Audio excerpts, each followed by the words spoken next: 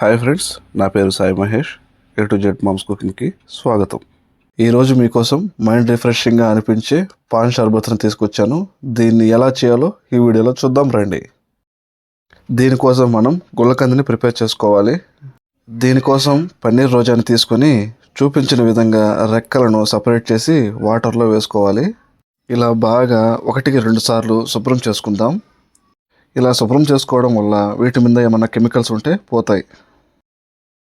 ఇప్పుడు ఈ రోజా రెక్కలను ఒక జల్లెగంటతో తీసి ఒక వైట్ క్లాత్ మీద ఈ రోజా రెక్కలను పలుచగా స్ప్రెడ్ చేసుకుందాం. 1 గంట పాటు ఆరబెట్టుకుందాం. ఇప్పుడు వీటి మీద ఉండే తేమంతా పోతుంది. చూశారు కదా, ఈ విధంగా పొడి పొడిగా వస్తాయి.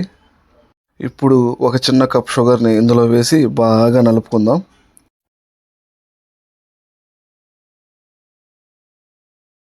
చూడండి, ఈ విధంగా వచ్చేంత వరకు నలుపుకోవాలి.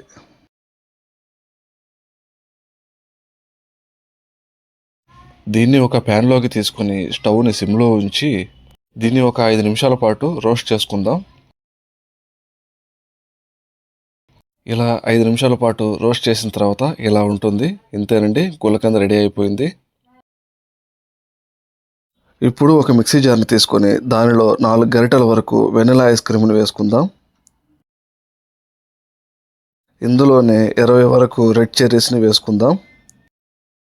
ఇందులోనే 4 వరకు తమలపాకులను కూడా వేసుకుందాం. ఒక చిన్న కప్లో స్ఫటిక బెల్లాన్ని కూడా వేసుకుందాం. ఒకవేళ స్ఫటిక బెల్లం లేకపోతే షుగర్ను కూడా వాడచ్చు. మనం ముందుగా ప్రిపేర్ చేసుకున్నాం కదా, ఈ గులకందని కూడా ఇందులో వేసుకుందాం. కొంచెం మిల్క్ మేడ్ని కూడా వేసుకుందాం. ఇది మంచి స్వీట్నెస్ అండ్ టేస్ట్ను కూడా ఇస్తుంది. ఐస్ క్యూబ్స్ అండ్ కొద్దిగా వాటర్ని యాడ్ చేసుకుందాం.